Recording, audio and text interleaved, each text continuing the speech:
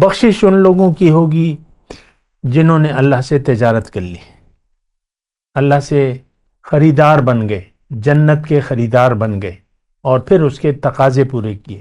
اللہ اکبر اللہ اکبر اللہ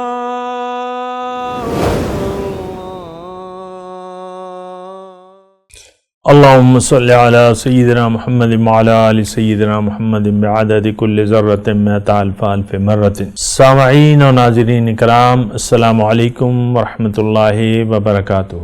آج کا ہمارا موضوع بیعت کی کیا ضرورت ہے۔ یہ انتہائی اہم بات ہے، انتہائی اہم موضوع ہے جس پر ہم اللہ کی عطا سے بات کریں گے۔ دیکھیں، دنیا، اللہ کے رسول نے فرمایا، یہ زراعت کی جگہ ہے۔ الدنیا مزرعۃ الآخرہ، دنیا آخرت کی کھیتی ہے۔ تو یہ تو ذمہ دار کی زبان سے ایک بات ہوئی، پھر اللہ تعالیٰ نے یہی بات کہی ہے مختلف انداز سے کہ تم یہاں ایک تجارت کرنی ہے۔ هل ادلکم علی تجارت تنجیکم من عذاب علیم، کیا میں تمہیں نہ بتاؤں ایسی تجارت جو تمہیں دردناک عذاب سے نجات دے دے۔ تو ایک تو یہ تجارت کی جگہ ہے، دنیا جو ہے وہ تجارت کی جگہ ہے۔ یہاں اللہ تعالیٰ نے سودا کیا ہے؟ جنت برائے فروخت، اور اس کا بیچنے والا کون ہے؟ یہ اللہ تعالیٰ ہے۔ اور خریدار کون ہے؟ ہر انسان جو بھی اس سودے کو قبول کر لیتا ہے، یقین کر لیتا ہے کہ ہاں میں تجارت کے لیے آیا ہوں اور مجھے جنت خریدنی ہے، جنت میں گھر بنانا ہے یا جنت میں رہنا ہے۔ کیونکہ عام طور پہ تو ہمارا یقین نہیں ہے آخرت کی زندگی پر، لیکن اگر کسی نے یقین آ گیا، اللہ تعالیٰ نے تو وعدہ کیا ہے وعدن علیہ حقا فی التوراۃ والانجیل۔ تو اگر کسی کا یقین آ گیا تو پھر یہ ہے کہ آخرت میں کیا ہوگا، یہ بھی اللہ تعالیٰ نے قرآن میں بیان فرمایا ہے کہ وفی الآخرۃ عذاب شدید ومغفرۃ من اللہ، آخرت میں یا تو شدید عذاب ہوگا یا بخشش ہوگی۔ بخشش ان لوگوں کی ہوگی جنہوں نے اللہ سے تجارت کر لی، اللہ سے خریدار بن گئے، جنت کے خریدار بن گئے اور پھر اس کے تقاضے پورے کیے۔ وہ تقاضے کیا ہیں اس پر ہم بات کریں گے انشاءاللہ، لیکن پہلے تو ضرورت کی بات کر رہا ہوں۔ دنیا آخرت کی کمائی کی جگہ ہے، یا جو حضور صلی اللہ علیہ وسلم کے الفاظ ہیں، یہاں آپ نے ایمان اور عمل کی فصل بونی ہے اور آخرت میں پھر اس کا پھل لینا ہے آپ نے، نتیجہ وہاں پھر آپ کو ملے گا، پوری فصل۔ اگرچہ جزوی نتائج آپ کو یہاں مل جائیں گے، اس دنیا کو بھی آپ جنت بنا سکتے ہیں اور ایک قسم کی جنت میں آپ یہاں رہ سکتے ہیں، اس کی بھی انشاءاللہ موقع آئے گا تو تشریح کر لیں گے۔ تو جزوی طور پہ انسان یہاں جنت میں داخل ہو جاتا ہے، جزوی طور پہ، اور مکمل تو پھر وہ ملاقات کی جگہ جو ہے وہ ہے۔ تو اللہ نے یہ بات تو بالکل ہمارے سامنے ہے کہ انسان، یعنی اس کائنات کا مرکزی نقطہ میں ہوں اور آپ ہیں۔ انسان مقصود کائنات ہے، اللہ نے یہ سب کچھ ہمارے لیے بنایا ہے، لیکن ہمیں اس کے لیے نہیں بنایا۔ یہ ایک بہت بڑی غلطی ہے جو ہم سے ہو جاتی ہے، اور ہم یہ سمجھ بیٹھتے ہیں، ایک دھوکہ لگ جاتا ہے ظاہر کا، اور ہم محسوس یہ کرتے ہیں، ہم کہتے تو نہیں ہیں نہ شعوری طور پہ، لیکن ہم عمل سے ایسا کہتے ہیں کہ مجھے تو اللہ تعالیٰ نے دنیا کی کامیابی کے لیے بنایا ہے، دنیا کی طرف میں نے رخ کرنا ہے، دنیا ہی کو مدعی زندگی بنانا ہے۔ تو یہ ایک بہت بڑا دھوکہ ہے، متاع الغرور اللہ تعالیٰ نے اسے قرآن میں قرار دیا ہے، دھوکے کا سامان۔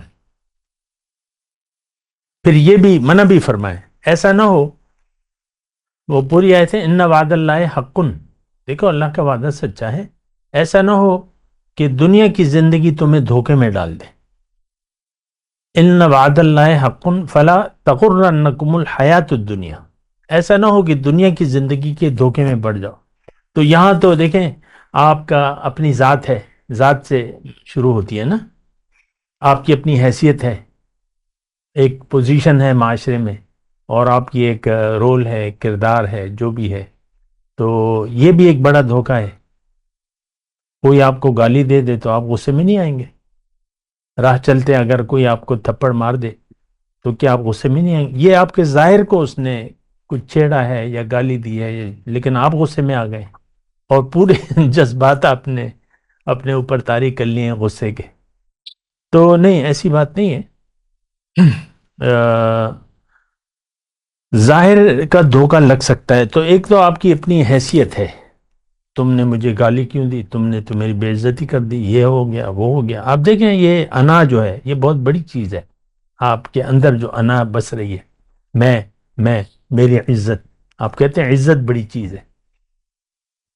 تو ہم صرف دنیا کو محسوس کر رہے ہیں، دنیا ہی کی طرف رخ ہے، اور دنیا ہی ہماری منزل ہے، اور دنیا ہی کے لیے ہمارا جینا مرنا ہے. یہ بہت بری سوچ ہے، بہت نقصان دہ سوچ ہے، ایسی نہیں ہونی چاہیے.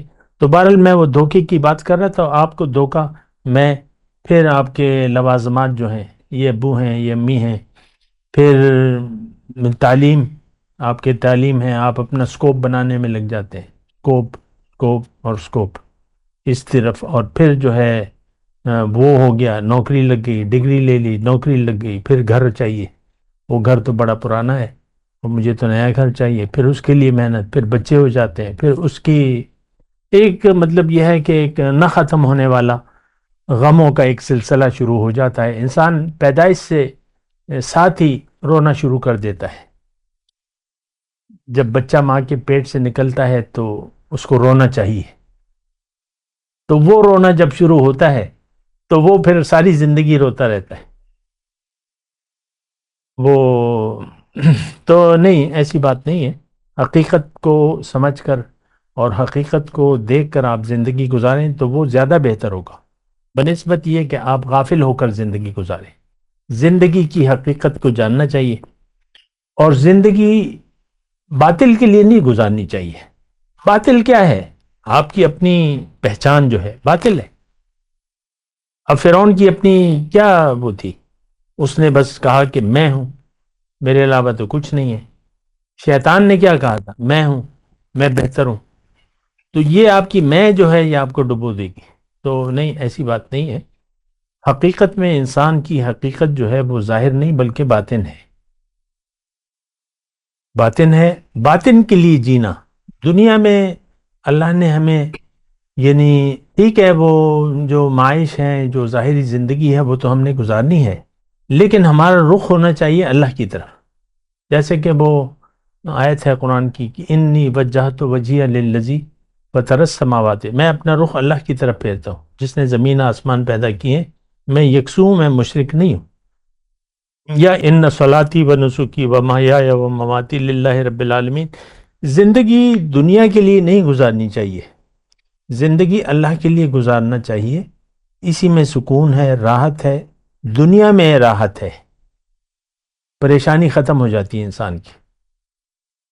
اور آخرت میں تو ہے ہی ہے. اللہ تعالیٰ نے کہا ہے کہ بھئی آخرت تو تمہاری ہوگی اچھی، لیکن لَنُبَوِّئَنَّهُمْ فِي هَذِهِ الدُّنْيَا حَسَنَةً لِلَّذِينَ أَحْسَنُوا فِي هَذِهِ الدُّنْيَا حَسَنَةً. جو نیکوکار ہیں ان کے لیے اس دنیا میں بھی بھلائی ہے. بہرحال تو ہمیں تو کسی بات پر یقین نہیں ہے اللہ تعالیٰ کے، نہ ہم یقین کرنا چاہتے ہیں. ہمارا یقین ہے بس دنیا پر، اور دنیا کے لیے آج کا مسلمان دنیا ہی کے لیے زندہ ہے، اسی کے لیے وہ زندگی گزار رہا ہے. یہ بڑی ایک پریشان کن بات ہے. تو بیعت کی ہم بات کر رہے ہیں. بیعت کا لفظ جو ہے آج بعض لوگوں کے لیے نیا ہے، اور بعض لوگ اس کو کہتے ہیں کہ یہ تو کچھ نیا ہے، اسلام میں تو بیعت ہے ہی نہیں. ایسے بھی آپ کو باتیں سننے ملے گی، اور مختلف قسم کی باتیں ہیں. جتنے منہ اتنی باتیں. بات کرتے ہیں ایک وقفے کے بعد. وآخر دعوانا الحمدللہ رب العالمین. مولایا صلی وسلم دائما ابدا على حبيبك خير الخلق كلهم